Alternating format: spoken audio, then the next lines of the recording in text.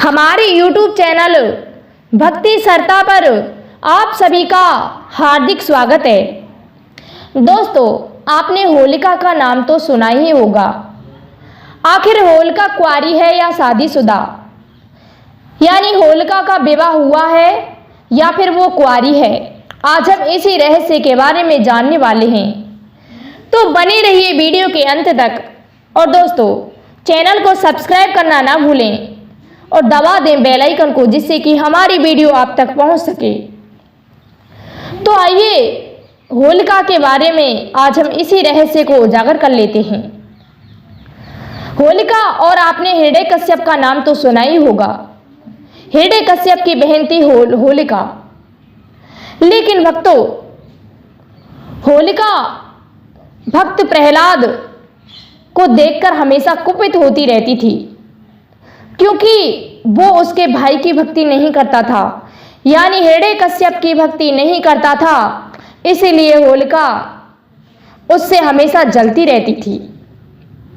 हिरण्यकश्यप भी अपने पुत्र को देखकर कभी प्रसन्न नहीं होता था, क्योंकि वो अपने पुत्र से कहता था कि पुत्र, तू मेरी भक्ति कर, क्योंकि मैं ही भगवान हूँ।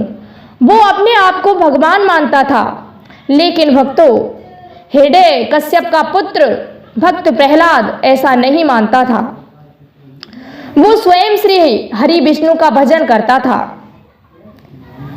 तो क्या होता है, एक बार कि होलिका का भाई हिरण्यकश्यप अपनी बहन होलिका की शादी एलोजी से तय कर देता है। उसका संबंध एलोजी से तय किया था हिरण्यकश्यप ने। परंतु उसी समय भक्त प्रहलाद भगवान विष्णु का भजन करने लग जाते हैं। इस बात से हिरण्यकश्यप कुपित था और कहता था कि तू मेरी भक्ति कर, लेकिन भक्त प्रहलाद नहीं मानता था। हिरण्यकश्यप ने भक्त प्रहलाद को मारने के लिए कई प्रयास किए, यहाँ तक कि भक्त प्रहलाद को राक्षसों के द्वारा पर्वत से नीचे गिराया। लेकिन भगत के बस में तो दोस्तों भगवान होते हैं। श्री हरि विष्णु ने उसे अपनी गोद में ले लिया। इस प्रकार से दोस्तों भक्त प्रहलाद बच गया, और यहाँ तक कि उसने गरम खम्भों से उसे मारने की कोशिश की, लेकिन भगवान श्री हरि विष्णु उन खम्भों को ठंडा किया करते थे। और कई बार तो उसने पागल हाथी से मारने की कोशिश की।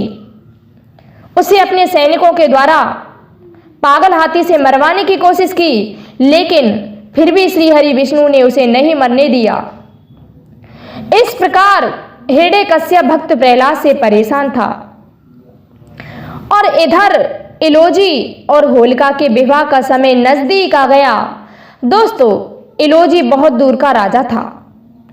वो बारात लेकर चल दिया, और इधर होलिका कहने लगी कि मैं तो अपनी ससुराल चली जाऊंगी, और मैं अपने भाई की प्रिय बहन हूं, इसीलिए भाई के लिए कोई समस्या नहीं छोड़कर जाऊंगी।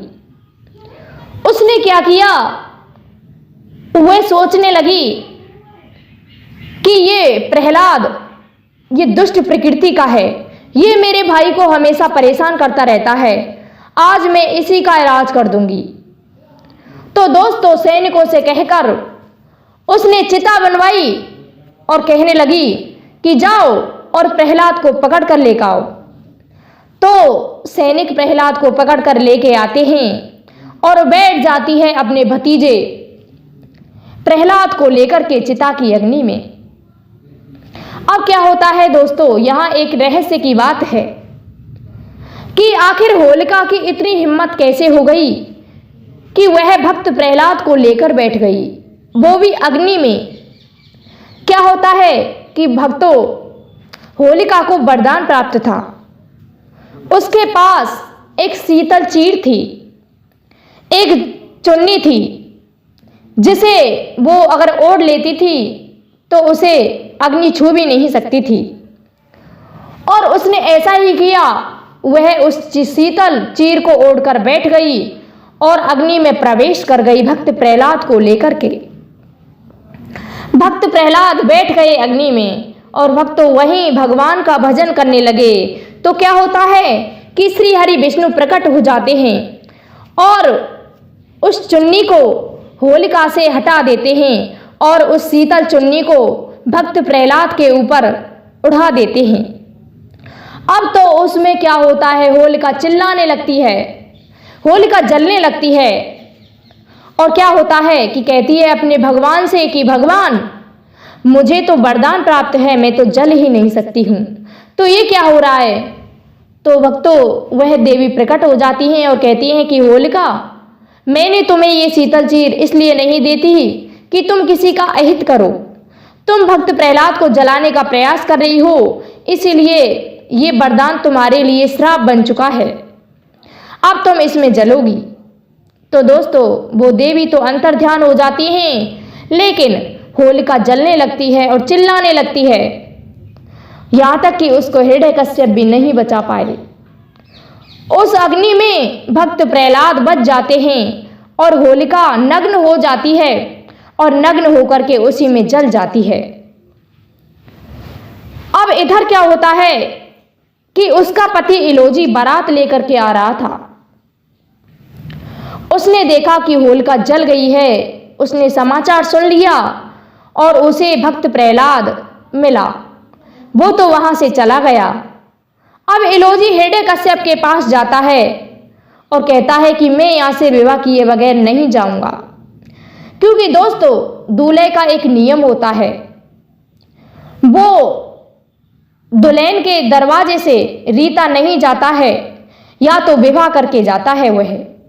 इसी प्रकार इलोजी कहने लगा हिरण्यकश्यप से, लेकिन हिरण्यकश्यप कहने लगा कि तुम्हारी पत्नी होलिका जल चुकी है, मेरी बहन होलिका जल चुकी है, और ये दुष्ट प्रहलाद मेरा पुत्र बच गया है। तो अब इलोजी कहता है कि हिरण्यकश्यप आप मुझे ये बताइए कि होलिका कहाँ जली थी। तो वह उस स्थान को बता देता है। अब तो इलोजी वहीं जाता है और भक्तों क्या करता है कि उसके प्रेम में पागल हो जाता है और जो होलिका की भस्म थी उसे अपने ऊपर डालने लगता है।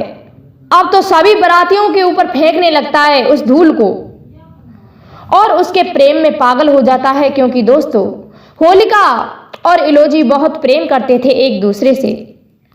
अब तो बारातियों में भी क्या होता है कि वे भी एक दूसरे पर धूल फेंकने लगते हैं और वे भी प्रेम में पागल हो जाते हैं और इधर उधर नाचने गाने लगते हैं। दोस्तों उसी दिन से धूलंडी मनाई जाती है, जिसे धूर की होली कहते हैं। उसी दिन से धूलंडी मनाई जाने लगी, क्योंकि सर्वप्रथम धूलंडी को इलोजी ने ही मनाया था। हम समझते हैं आपको हमारी ये वीडियो पसंद आई होगी। दोस्तों आपने देख लिया कि होलिका कुंवारी ही जल गई थी, उसका विवाह तो होने वाला था, लेकिन वो बच नहीं सकी। हम समझते हैं वीडियो पसंद आई होगी। कमेंट में एक बार जय श्री कृष्ण अवश्य लिखिएगा। धन्यवाद।